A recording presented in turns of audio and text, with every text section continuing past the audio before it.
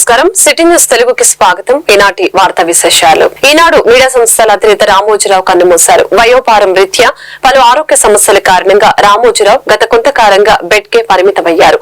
నిన్న మధ్యాహ్నం తీవ్ర అస్వస్థతకు గురైన రామోజీరావుకి స్టార్ హాస్పిటల్స్ వైద్యులు చికిత్స అందజేశారు. ఇటీవల ఆయనకు గుండె సమస్య ఏర్పడటంతో స్టంట్స్ కూడా వేసినట్లు చెబుతూ ఉన్నారు. ఇక నిన్న మధ్యాహ్నం నుంచి ఆయన ఆరోగ్య పరిస్థితి విషమంగా ఉంది.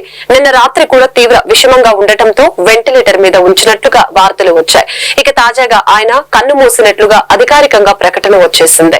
ఈ రోజు తెల్లవారుజామున 4:50 తుది శ్వాస విడిచారు. ఒక ప్రైవేట్ ఆసుపత్రిలో ఆయన చికిత్స పొందుతూ మరణించాక పార్థివ దేహాన్ని ఫిల్మ్ సిటీలోని నివాసానికి తరలించారు. కృష్ణా జిల్లా పెదపారుపూడి గ్రామంలో జన్మించిన ఆయన ఈనాడు మీడియా సంస్థలతో పాటు మార్గదర్శి చిట్ ఫండ్స్, అదేవిధంగా ప్రియా పచ్చళ్ల వ్యాపారం నిర్వహించేవారు. అంతేకాకుండా సినీ నిర్మాణంలో కూడా ఆయన నిర్మాతగా పలు సూపర్ హిట్ సినిమాలను అందజేశారు. ఆయనకు భారత ప్రభుత్వం అత్యంత ప్రతిష్టాత్మకంగా అందించే పద్మ విభూషణ్ అవార్డును సైతం అందజేశారు. చివరిగా ఆయన నిర్మాతగా దాగుడు మూతలు దండాకోరు అనే సినిమా నిర్మించారు. ఇది 2015వ సంవత్సరంలో రిలీజ్ అయింది. రామోజీ ఫిల్మ్ సిటీలో రామోజీరావు పార్థివ దేహానికి చంద్రబాబు దంపతులు నివాళులర్పించారు. రామోజీరావు కుటుంబ సభ్యులను వారు ఓదార్చారు. ఉదయం ఢిల్లీ నుంచి హైదరాబాద్ చేరుకున్నారు టీడీపీ అధినేత చంద్రబాబు. రామోజీరావు పార్థివ దేహం వద్ద కొద్దిసేపు చంద్రబాబు మౌనం పాటించారు. అనంతరం నివాళులర్పించి రామోజీ కుటుంబ సభ్యులకు ధైర్యం చెబుతూ పరామర్శించారు. రామోజీరావు మరణం మీడియా సినీ రంగానికి తీరని లోటని తెలిపారు. మీడియా చలనచిత్రాల రంగాల్లో ఆయన తనదైన ముద్ర వేశారని చంద్రబాబు పేర్కొన్నారు. రామోజీరావు చివరి వరకు సమాజ హితం కోసమే పనిచేశారని ఆయన అన్నారు. ఆయన ఓ గొప్ప వ్యక్తి అని చంద్రబాబు కొనియాడారు. ఈనాడు ద్వారా ప్రజల్ని చైతన్యవంతుల్ని, విజ్ఞానవంతుల్ని చేశారని తెలిపారు. జర్నలిజానికి విశేష సేవలు అందించారని, మొదటి నుంచి ప్రజల పక్షాన నిలబడతానని చెప్పిన గొప్ప వ్యక్తి ఆయన అని కీర్తించారు. రామోజీ కుటుంబ సభ్యులు, ఉద్యోగులకు నా ప్రగాఢ సానుభూతి తెలియజేస్తున్నారని చంద్రబాబు పేర్కొన్నారు.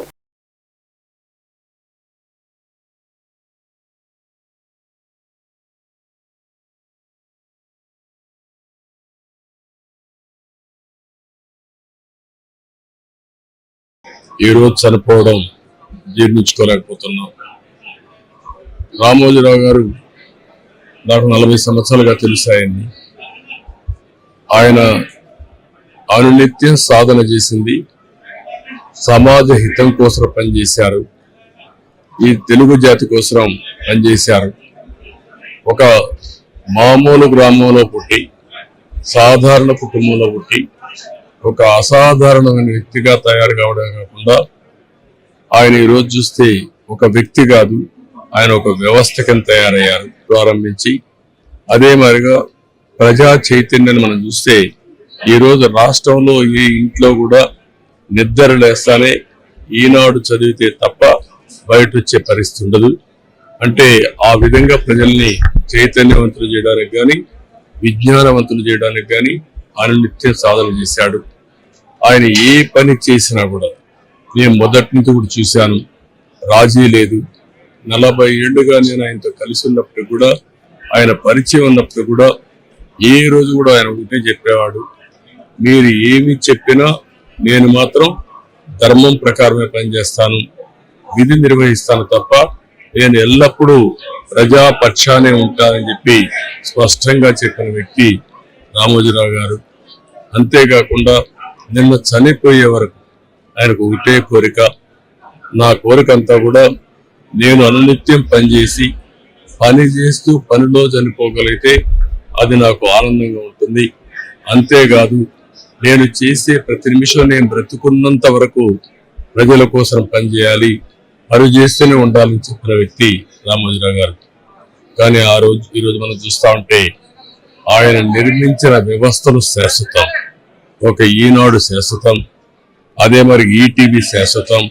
ఇది కాకుండా చిత్ర పరిశ్రమ కూడా ఎనలేని సేవలు అందించాడు. ఈరోజు రామోజీ ఫిల్మ్ సిటీ మీరు చూస్తే దేశంలోనే ఒక అత్యున్నతమైన స్టాండర్డ్స్ చిరస్థాయిగా ఉండడం కోసం వాళ్ళు పనిచేస్తారని ఆశిస్తున్నా. అదే సమయంలో ఆయన ఆత్మకు శాంతి కలగాలని భగవంతుని మనస్ఫూర్తిగా ప్రార్థిస్తున్నా. ఆయన చేసిన పనులు శాశ్వతం, భవిష్యత్తులో కూడా తెలుగు జాతి గుర్తుపెట్టుకునే విధంగా చేశారు. అలాంటి ఆయనకు మనశ్శాంతి కలగాలని భగవంతుడిని మనస్ఫూర్తిగా ప్రార్థిస్తూ, తెలుగు వారి అందరూ ఆశీస్సులు ఉన్నాయి, ఆ ఆశీస్సులు ఆయనకు ఎప్పుడూ ఉంటాయని చెప్పి కూడా కోరుకుంటూ అందరి దగ్గర సెలవు. రామోజీరావు పార్థివ దేహానికి నారా లోకేష్ దంపతులు నివాళులర్పించారు. ఫిలిం సిటీకి చేరుకుని రామోజీ భౌతిక కాయం వద్ద అంజలి ఘటించారు. రామోజీరావు కుటుంబ సభ్యుల్ని లోకేష్ దంపతులు పరామర్శించారు. రామోజీరావు మరణం మీడియా సినీ రంగానికి తీరని లోటని నారా లోకేష్ అన్నారు. మీడియా చలనచిత్ర రంగాల్లో ఆయన తనదైన ముద్ర వేశారని పేర్కొన్నారు. పిఠాపురం మాజీ ఎమ్మెల్యే వర్మపై పిఠాపురం నియోజకవర్గం గొల్లప్రోలు మండలం వన్నేపూడిలో దాడి జరిగింది. ఈ ఘటనలో ఆయన కారు అద్దాలు ధ్వంసమయ్యాయి. గుర్తు తెలియని వ్యక్తులు ఈ దాడికి పాల్పడ్డారు. అయితే ఈ దాడి చేసింది జన సైనికులే అని నెట్టింట కొందరు ప్రచారం చేస్తూ ఉన్నారు. అయితే తనపై జరిగిన దాడి విషయంలో మాజీ ఎమ్మెల్యే వర్మ స్పందించారు. టీడీపీ నుంచి ఎన్నికల ముందు జనసేనలోకి వెళ్లిన 25 మంది వ్యక్తులు ఈ దాడికి పాల్పడ్డారని చెప్పారు. జనసేనకు ఈ దాడికి సంబంధం లేదని స్పష్టం చేశారు. సీసాలతో ఇటుకలతో తన కారుపై దాడి జరిగిందని తెలిపారు. తనను చంపేందుకు ఈ కుట్ర జరిగిందని అన్నారు. గతంలో సాయిధరం తేజ్ పై కూడా ఇదే తరహాలో దాడి చేశారని తెలిపారు. ఈ విషయంపై తాను ఎవరికీ ఫిర్యాదు చేయబోనని అన్నారు. పవన్ కళ్యాణ్ గారు లాంటి సభ్యత పద్ధతి ఉన్న మనిషి దగ్గర ఎలక్షన్ చేసినందుకు గర్వంగా ఉన్నాం. ఆయన దగ్గర నుంచి కానీ 2009 జనసేన పార్టీ దగ్గర నుంచి కానీ మాకు ఏ విధమైన ఇబ్బందులు లేవు. ఎప్పుడు కూడా కలిసికట్టుగా ఒకే కుటుంబంలాగా మొన్న ఎలక్షన్ చేసాం, అటు పని చేసుకోవాలి. ఏదైతే తెలుగుదేశం పార్టీ నుంచి 5 నెలలు 6 నెలల ముందు వెళ్ళిన 20-25 మంది జనం ఉన్నారో వారిని స్థానిక ఎంపీ వైసీపీ పార్టీ అని చెప్పి పార్టీలో జాయిన్ చేసుకుని ఉండడం జరిగింది. వాళ్లే ఈ దాడి చేశారు. ఆయన ఇప్పటి నుంచి కాదు, 8 నెలల నుంచి వీళ్ళ ద్వారా తెలుగుదేశం పార్టీ మీద పోరాడుతూ ఉన్నారు. జనసేన బలానికి పనిచేయలేదు ఆయన ఎప్పుడు. అయినా మేము అతనికి కూడా సిన్సియర్ గా ఓటు అడిగాం. అది తెలుగుదేశం పార్టీ సంస్కృతి. మీకు మినిస్ట్రీ రాకుండానే ఎలాంటి కొన్ని ఆరోపణలు చేస్తున్నారు. ఏమండి, ఎవరు ఎన్ని కుక్కలు మురిగినా నాకేమీ ఇబ్బంది లేదు. నేను ఎవరికి భయపడే మనిషిని కాదు. 22 ఏళ్ళ నుంచి ప్రజల్లో ఉన్న మనిషిని. నేను ఎవరికి భయపడను. నా మీద ఎంతమంది దాడులు చేసినా చేయనండి, చట్టాలు ఉన్నాయి. ఇది పవన్ కళ్యాణ్ గారికి కానీ నాకు కానీ పవన్ కళ్యాణ్ గారికి కానీ ఆ 2009 బ్యాచ్ కానీ ఎవరికి ఇది సంబంధం లేదు. నేను ఎవరికి ఫిర్యాదు చేయను కూడా. అది ఏ విధంగా జరగాలో ఆ విధంగా జరుగుతుంది.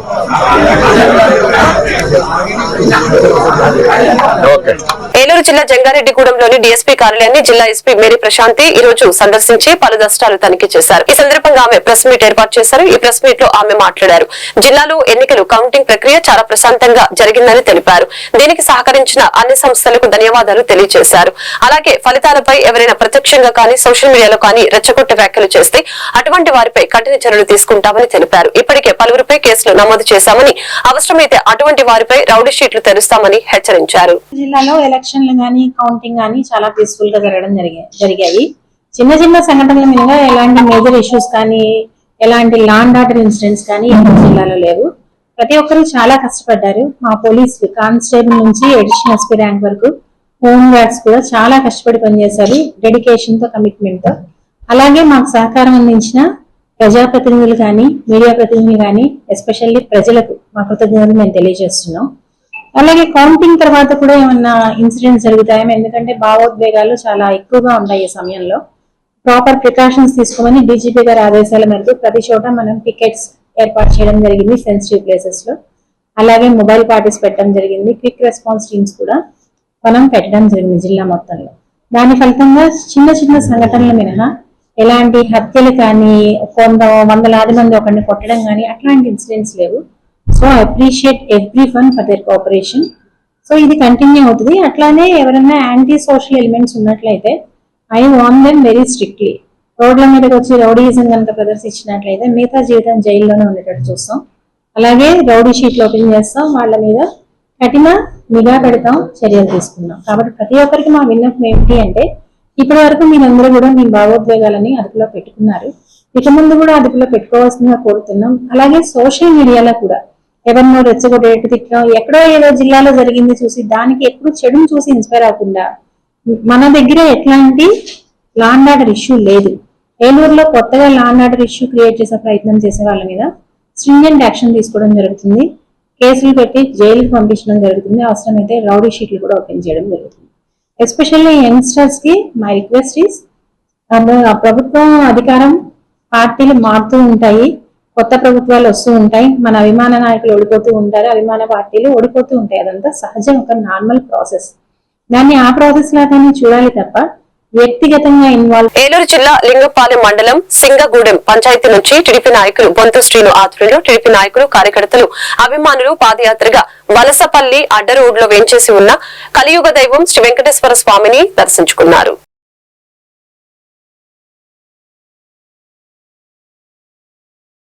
ఆంధ్రప్రదేశ్లో సైకో పాలనకి నిరసనగా సైకో పాలన పోయి చంద్రబాబు గారు ముఖ్యమంత్రి అయితే వలసపల్లి వేంచేసి ఉన్న శ్రీ వెంకటేశ్వర స్వామి దేవస్థానానికి సింగూడెం పంచాయతీ నుంచి కార్యకర్తలు అందరం పాదయాత్రగా తరలి వెళ్ళాలని మొక్కున్నాం.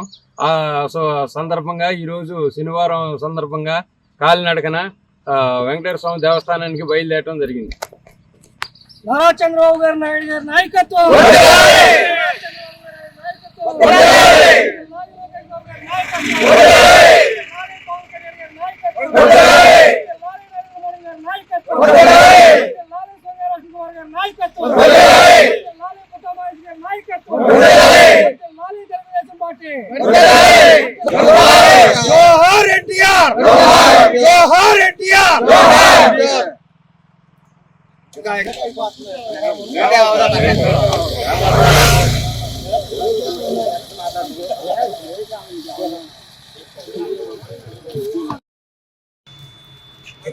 అందరికీ నమస్కారం అండి.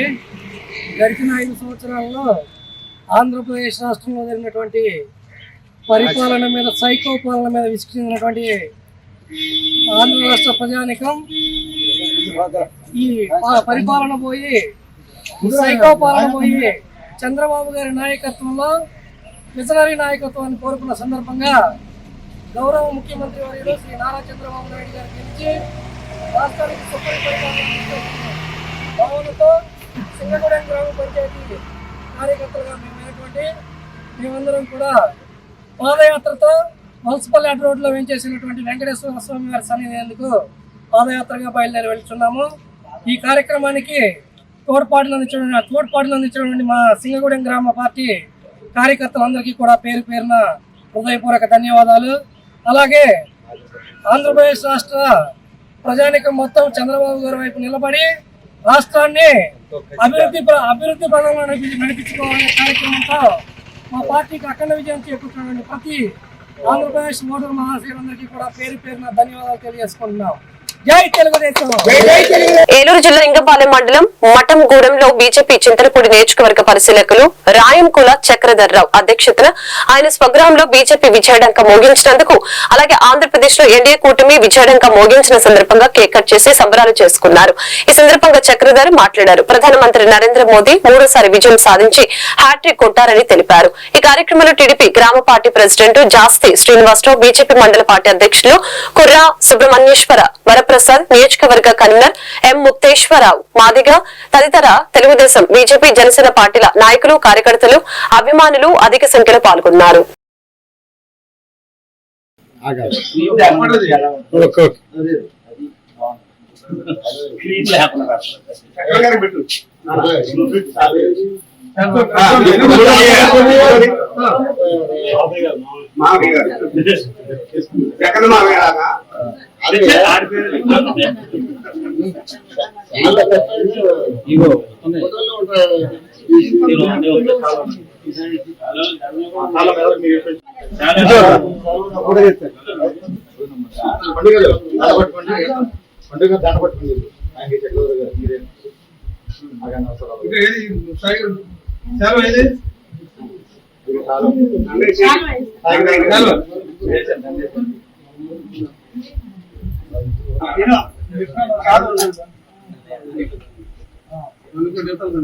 ఈరోజు మన ప్రీతమ ప్రధానమంత్రి గారు నరేంద్ర మోడీ గారు మరలా 3వసారి ప్రధానమంత్రిగా ప్రమాణ స్వీకారం చేసే సందర్భంగా ఈ రోజున చింతలపూడి తాలూకా బీజేపీ అబ్జర్వర్ మన రాయంకుల చక్రధర్రావు గారి నివాసంలో గృహంలో వారి మన బీజేపీ అబ్జర్వర్ చక్రరావు గారు మరియు మా తెలుగుదేశం గ్రామ అధ్యక్షులు జాస్తి శ్రీనివాసరావు గారు ఆధ్వర్యంలో మరియు బీజేపీ తెలుగుదేశం జనసేన కార్యకర్తల అందరి యొక్క ఆధ్వర్యంలో ఈ రోజున ఇక్కడ కేక్ కటింగ్ చేసి ఈ సెలబ్రేషన్ జరుపుకోవడం మా అందరికీ కూడా ఆనందదాయకం. ఈ ఉత్సవం ఈ కార్యక్రమంలో పాల్గొన్నటువంటి బీజేపీ తెలుగుదేశం జనసేన కార్యకర్తలకు అభిమానులకు అందరికీ కూడా ఎంఆర్పిఎస్ కార్యకర్తలు వీళ్ళందరికీ కూడా మా గ్రామం తరఫున ఈ ధన్యవాదాలు తెలియజేస్తూ ఈ కార్యక్రమం చేసిన అందరికీ కూడా మరొకసారి కృతజ్ఞతలు తెలియజేస్తూ మరి మన ప్రధాని నరేంద్ర మోడీ గారు మూడోసారి ప్రధానమంత్రి అవటం అయ్యే సందర్భాన్ని పురస్కరించుకొని మన నారా చంద్రబాబు నాయుడు గారు మరి మన సీఎం గా ప్రమాణ స్వీకారానికి సిద్ధపడుతున్నారు. వారి యొక్క నాయకత్వాన్ని బలపరుస్తూ ఎన్డీఏ కూటమిలో ఉన్నటువంటి మందకృష్ణ మాదిగ గారి యొక్క మరి సహాయ సహకారాలు ఈ నియోజకవర్గంలో ఉన్నటువంటి మన బీజేపీ నాయకులైనటువంటి అన్నగారు చక్రధర్రావు గారు ఈ సందర్భంగా మరి ఈ నియోజకవర్గంలో మరి వారి యొక్క స్వగృహంలో కేక్ కటింగ్ ఏర్పాటు చేశారు. దానికి ఎంఆర్పిఎస్, బీజేపీ, టీడీపీ, జనసేన అన్ని ప్రతిపక్షాలు కూడా మరి చాలా సంతోషకరమైనటువంటి సందర్భాన్ని ఈ యొక్క గృహం దగ్గర ఏర్పాటు చేసుకున్నందుకు మరి వచ్చినటువంటి కార్యకర్తలకి, నాయకులకు, అధికారులకు, అనధికారులకు అందరికి కూడా మా యొక్క ఎంఆర్పిఎస్ తరఫున మరి బీజేపీ నరేంద్ర మోడీ గారికి, నారా చంద్రబాబు నాయుడు గారికి, అలాగే పవన్ కళ్యాణ్ గారికి అందరికి కూడా మరి ధన్యవాదాలు, మా యొక్క అభినందనలు తెలియజేస్తూ ఉన్నాం. మలేరియా జ్వరాల పట్ల అప్రమత్తంగా ఉండాలని, సకాలంలో వైద్య చికిత్స తీసుకోకపోతే ప్రాణాపాయమని అసిస్టెంట్ మలేరియా అధికారి జె గోవిందరావు తెలిపారు. స్థానిక ఏలూరు, గౌరవరం, చెరువుగట్టు ప్రాంత ప్రజలకు మలేరియా వ్యతిరేక మాసోత్సవ కార్యక్రమంపై ప్రజలకు అవగాహన కల్పించారు. అలాగే మనకి ఎక్కువగా హాని చేసే దోమలైన మలేరియా కారక దోమ, అనాఫిలస్, డెంగీ కారక దోమ, ఎడిస్ మన గృహంలో ఉండే మంచినీటి నిల్వ ప్రాంతాల్లో పెరుగుతాయని తెలిపారు. కాబట్టి వారానికి ఒకసారి ఫ్రైడే, డ్రైడే ఆచరించాలని, మలేరియా ఎక్కువగా గిరిజన ప్రాంతాల్లో ఉన్నప్పటికీ అక్కడక్కడ పట్టణ ప్రాంతాల్లో కూడా విస్తరించే అవకాశం ఉందని తెలియజేశారు. హెల్త్ అండ్ వెల్నెస్ సెంటర్ సందర్శించాలని, మలేరియా, డెంగూ పరీక్షలు ఉచితంగా చేస్తామని, ప్రభుత్వ సేవలు ఉపయోగించుకోవాలని కోరారు. మలేరియా నిర్మూలనలో ప్రజలు భాగస్వామి కలిగి తమ గృహాలు, గృహ పరిసరాల్లో ఉండే నీటి నిల్వ ప్రాంతాలను ఎప్పటికప్పుడు శుభ్రపరచుకోవాలని సూచించారు. కార్యక్రమంలో ఆరోగ్య కార్యకర్త G Nagamani, health assistants Meka Srinivasarao, CH Ramesh, Ayyappa, Asha కార్యకర్తలు కె శాంతి, వసంత తదితరులు పాల్గొన్నారు. వేసవికాలంలో కొన్ని అనారోగ్య సమస్యలు వస్తుంటాయి. వేసవికాలం వచ్చే అనారోగ్య సమస్యలు ఏంటి? వడదెబ్బ గురవుతాం, ఊరికే నీరసపడిపోతాం. అవునా కదా? చాలా పెద్ద వయసు వాళ్ళు ఊరికి నీరసపడిపోవాలా లేదా? ఎందువల్ల? ఈ వేసవి కాలంలో అధిక వేడి వల్ల దానిలో వారం పది వాటర్ ఉంటే దాన్ని పెరిగిపోతాయి. ముఖ్యంగా మన ప్రమాదం చేసే కావాలంటే మలేరియా మన ఏరియా లేదు. మన ప్రాంతం మలేరియా అది ఏజెన్సీ ప్రాంతం ఉంటుంది, డిసీజ్ ప్రాంతం ఉంటుంది. మన ఏరియా ఉండేది ఏంటిది? డెంగ్యూ జ్వరాలు. ఆ జ్వరం కారణం నీరు, నేనే. ఎందువల్ల నీళ్లు చాలా తీసావు డెంగ్యూ ప్రాంతంలో ఉన్న కౌలు. ఎందువల్లంటే అది 10 రోజులు దాటితే వారం నిల్వ ఉంటుంది. మాత్రం డెంగ్యూ ప్రాంతం మీరు ఏంటంటే వారానికి ఒకసారి మీరు కొత్తిమీర కొడుకు మూత పెట్టుకున్నమ్మా. అవి కొబ్బరి బొండాలు పెరుగుతాయి, టైర్లో పెరుగుతాయి. చూపించండి తల్లి. ఇంకోరా ఇంకో రుబ్బురోలు, అక్కడ రుబ్బురోలు నీళ్ళు ఉంది. మూత పెట్టారు కానీ అక్కడ నీళ్ళు ఉన్నాయి, ఎలాగెళ్ళే మరి. ఇంకా మూత మీరు తీస్తే వాటర్ ఉంటుంది. అదే మీరు పట్టించుకో, మనం దానికి పెరుగుతాం. కొబ్బరి బొండాల్లో, టైర్లో, చూసారా, ఫ్లవర్ వాజుల్లో, ఎయిర్ కూలర్స్లో ఇంకా చాలా ఉన్నాయి. మీరేం చేస్తారు? ఇప్పుడు ఏం చేయాలంటే ఇక్కడ మూతలు లేని కుండల్లో చెట్లు పెరుగుతాయి. మీరు ఏం చేయాలంటే వారానికి ఒకసారి ఆ చెట్టు నుంచి మొదలు పెట్టుకోవాలమ్మా. అర్థమమ్మా? ఎవరికైనా జ్వరం వచ్చిన వెంటనే ఇక్కడే మీకు జర్నలిజం చరిత్రలో ఒక మహా అధ్యాయం ముగిసింది. స్వర్గీయ రామోజీరావు అస్తమయం పట్ల ప్రగాఢ సానుభూతి వ్యక్తం చేసిన Denduluru MLA Chintamaneni Prabhakar Denduluru TDP camp కార్యాలయంలో స్వర్గీయ రామోజీరావుకు ఘనంగా నివాళులర్పించారు. జర్నలిజం ద్వారా సమాజ శ్రేయస్సు కోసం, రాజ్యాంగ పరిరక్షణ కోసం, పేదవాడి సమస్యల పరిష్కారం కోసం తాను ఈనాడు పేపర్ ద్వారా, ఈటీవీ ద్వారా అహర్నిశలు పోరాటం చేసిన మహనీయుడు రామోజీరావు. ఆయన అస్తమించారు అనే వార్త చాలా బాధాకరం. వారి కుటుంబ సభ్యులకు నా ప్రగాఢ సానుభూతి అని తెలియజేశారు. అలాగనే నేటి యువతకు ఆదర్శంగా నిలిచిన దార్శనికుడు స్వర్గీయ రామోజీరావు అని చింతమనేని కొనియాడారు. ఆయన విశేష సేవలను గుర్తించి భారత ప్రభుత్వం పద్మ విభూషణ్ అవార్డు ద్వారా సత్కరించి గౌరవించింది. అలాంటి మహనీయుడిని సైతం తప్పుడు కేసులో ఇరికించి ఒకరోజైనా జైల్లో పెట్టాలని చూసిన సైకో జగన్ తీరుని రాష్ట్రం మొత్తం చూసి బాధపడిందని అన్నారు. తెలుగు రాష్ట్రాల్లో జర్నలిజానికి ఒక అర్థాన్ని తీసుకొచ్చినటువంటి వ్యక్తి స్వర్గీయ రామోజీరావు గారు. భారత ప్రభుత్వం పద్మ విభూషణ్ ఇచ్చి సత్కరించినటువంటి వ్యక్తి. అన్ని రంగాల్లో కూడా తన ముద్రని వేసుకుని ప్రజాస్వామ్యంలో రాజ్యాంగం అమలవలసినటువంటి విషయాల్లో అంతని పోరాటం చేసినటువంటి వ్యక్తి. ఈనాడు పేపర్ కానీ, ఈటీవీ ఛానల్స్ ద్వారా కానీ ప్రజల్లో అనేక విధాలుగా చైతన్యాన్ని తీసుకురావటం. కానీ దురదృష్టం ఏంటంటే ఆ వయసులో ఉంటే కూడా ఏదో ఒక విధంగా తప్పుడు కేసులో ఆయన ఒక రోజంగా జైల్లో పెట్టాలని చెప్పి జగన్ పడినటువంటి తాపత్రయం మనందరం కూడా చూసాం. అది చాలా బాధాకరం. అలాంటి వ్యక్తిని అలాంటి సమయంలో ఆరోగ్యరీత్యా కూడా ఇబ్బంది ఉన్నటువంటి పరిస్థితుల్లో ఏ తప్పు చేయనప్పటికి కూడా మన స్టీకో ఏ విధంగా ప్రవర్తించాడో కూడా మనం గమనించాం. ఏదేమైనా ఆయన యొక్క మృతికి ప్రగాఢ సానుభూతిని తెలియజేస్తున్నాం. వాళ్ళ కుటుంబ సభ్యులందరికీ కూడా ధైర్యాన్ని ప్రసాదించాలని, ఆయన యొక్క ఆశయ మార్గంలో ఇవన్నీ కూడా ఆయన సంస్థలలో కూడా అదే విధంగా ఆయన లేకపోయినప్పుడు కూడా ఆ సిబ్బంది కానీ, యాజమాన్యం కానీ కొనసాగించాలని మనస్ఫూర్తిగా కోరుకుంటున్నాను. ఈనాడు గ్రూప్ సంస్థల అధినేత, ప్రముఖ పారిశ్రామికవేత్త, పాత్రికేయులు చెరుకూరి రామోజీరావు పవిత్ర ఆత్మకు శాంతి చేకూరాలని స్థానిక ఏలూరు పవర్పేట బడేటి క్యాంపు కార్యాలయం నందు ఆయన చిత్రపటానికి పూలమాలలు వేసి ఘనంగా నివాళులర్పించిన ఏలూరు నియోజకవర్గ శాసనసభ్యులు బడేటి రాధాకృష్ణ చంటి. ఈ కార్యక్రమంలో వివిధ హోదాల్లో ఉన్న తెలుగుదేశం పార్టీ నాయకులు పాల్గొన్నారు.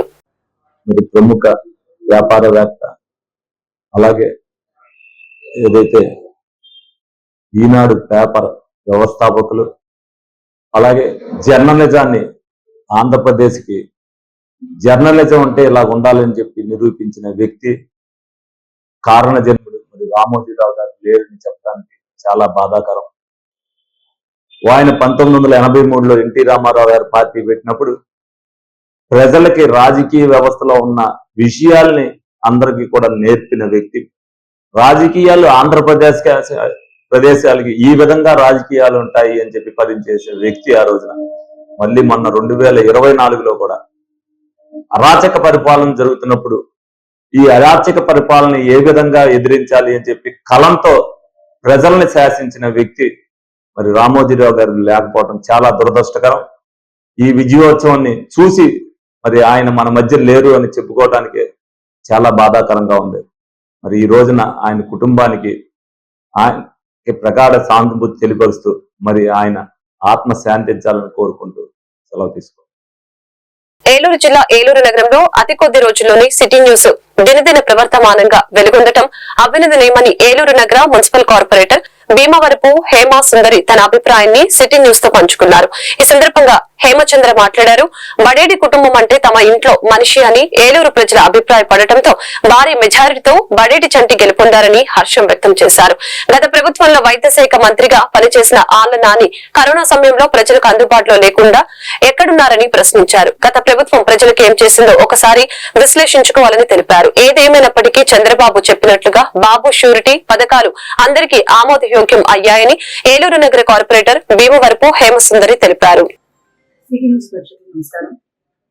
సిటీ న్యూస్ మన జిల్లా ఏలూరులో ప్రారంభించిన నెలలోనే ఎంతో మంది మనం చూడగండి.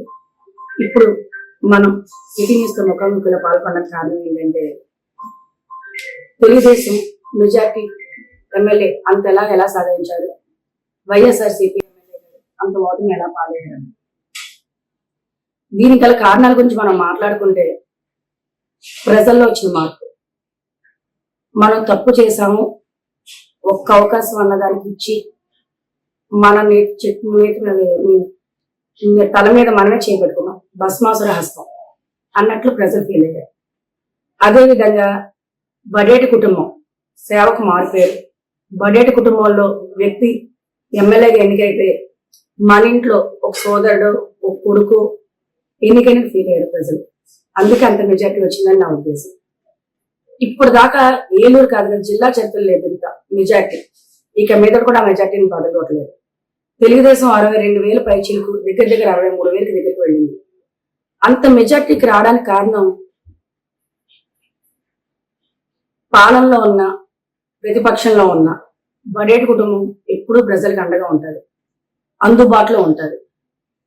ఆఫీస్ టైమింగ్స్ లాగా కేవలం కార్పొరేట్లకే అందుబాటులో లేనంత రాజకీయం బడేటి కుటుంబంలో ఉండదు. ముందు తెలుగుదేశం పార్టీలో ఉండదు. తెలుగుదేశం పార్టీ అన్నది తెలుగుల ఆత్మగౌరవం కోసం నిలబడ్డ పార్టీ. అదేవిధంగా ఈ రోజు ఆంధ్ర ప్రజలకి జరుగుతున్న అవమానాలకు గాని అన్యాయాలకు గాని మళ్ళీ ప్రజలు ఇందు నుంచి బయటపడాలి అంటే ఒక్క తెలుగుదేశం పార్టీ వల్లే సాధ్యమని ప్రజలందరూ రాష్ట్రం అంతా నమ్మి చంద్రబాబు నాయుడు గారు పట్టం కట్టడం జరిగింది. ఇందులో ఏ మ్యాజిక్లు వీళ్ళన్నట్టు ఏవో ఈవీఎం దొంగతనాలు ఏమీ జరగదు. నిజంగా అంత జరిగితే ఏలూరు జిల్లా జంగారెడ్డిగూడెం మండలం గురువాయిగూడెం గ్రామం నందు తెల్లమద్ది చెట్టు కింద స్వయంభూవై వెలిసిన శ్రీ మద్ది ఆంజనేయ స్వామి ఆలయం వద్ద ఈరోజు సర్వదినం కావడంతో అధిక సంఖ్యలో భక్తులు విచ్చేసి స్వామివారిని దర్శించుకున్నారు. భక్తులు స్వామివారికి ప్రీతికరమైన తమలపాకుతో అష్టోత్తర పూజలు నిర్వహించారు. ఆలయ అర్చకులచే అన్నప్రాసన వాహన పూజల్ని జరిపించారు. శనివారం సందర్భంగా శ్రీ స్వామివారి ధ్రువమూర్తికి అర్చక స్వాములు పంచామృత అభిషేకం శాస్త్రోక్తంగా నిర్వహించడం జరిగింది. అలాగే భక్తులు మజ్జిగను సేవించారు. మధ్యాహ్నం వరకు దేవస్థానానికి వివిధ సేవల రూపేణ 1,88,015 రూపాయలు సమకూరింది. సుమారు 1000 మంది భక్తులు స్వామివారి నిత్యాన్నదాన సత్రం నందు అన్నప్రసాదం స్వీకరించారు. ఆలయ పర్యవేక్షకులు జవ్వాది కృష్ణ కురగంటి రంగారావుల పర్యవేక్షణను తగిన ఏర్పాట్లు గావించినట్లు ఆలయ కార్యనిర్వహణాధికారి ఆకుల కొండలరావు తెలిపారు.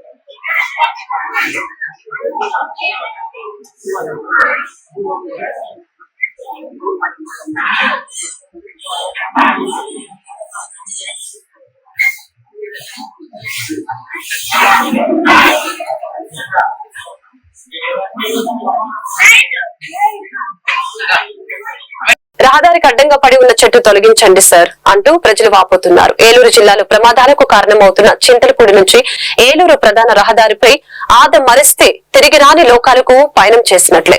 3 రోజులు గడిచినా పట్టించుకుని అటవీ శాఖ మరియు ఆర్ఎన్పి అధికారులు ప్రతిరోజు నిత్యం వేల సంఖ్యలో వాహనాలు ఈ రహదారిలో ప్రయాణం చేస్తూ ఉంటాయి. ప్రజల ప్రాణాలను పట్టించుకునే అధికారులు సిబ్బందిపై వాహనదారులు అసహనం వ్యక్తం చేస్తూ ఉన్నారు. నిత్యం వాహన ప్రమాదాలు జరుగుతున్న అటువైపు చూడని అధికారులు. చింతలపూడి మండలంలో గత బుధవారం రాత్రి కురిసిన భారీ గాలివానకు రోడ్డుకు అడ్డంగా చెట్టు పడిపోయి ఉంది. వెలగలపల్లి మొక్కజొన్న ఫ్యాక్టరీ నుంచి జూబ్లీ నగర్ చర్చి వరకు పలు చోట్ల రోడ్లకు అడ్డంగా పడి ఉన్నాయి. ఓ పక్క చెట్టు అడ్డంగా మరియు చిన్న చిన్న గోతులుగా ఉన్న రహదారి అకాల వర్షాలతో భారీ గోతులమయంగా మారిన రహదారిలో భారీ గోతులమయం కావడంతో నిత్యం ప్రమాదానికి గురి అవుతున్న ప్రజలు. ఇప్పటికైనా అధికారులు స్పందించి అటవీ ప్రాంతంలో పడి ఉన్న చెట్లను తొలగించాలని, అలాగే చింతలపూడి ఏలూరు ప్రధాన రహదారి మరమ్మతులు చేయాలని ప్రజలు వాహనదారులు కోరుతున్నారు. ఈ వార్తలు ఇంతటితో సమాప్తం. మరొక బులెటిన్ మళ్ళీ కలుద్దాం. నమస్కారం.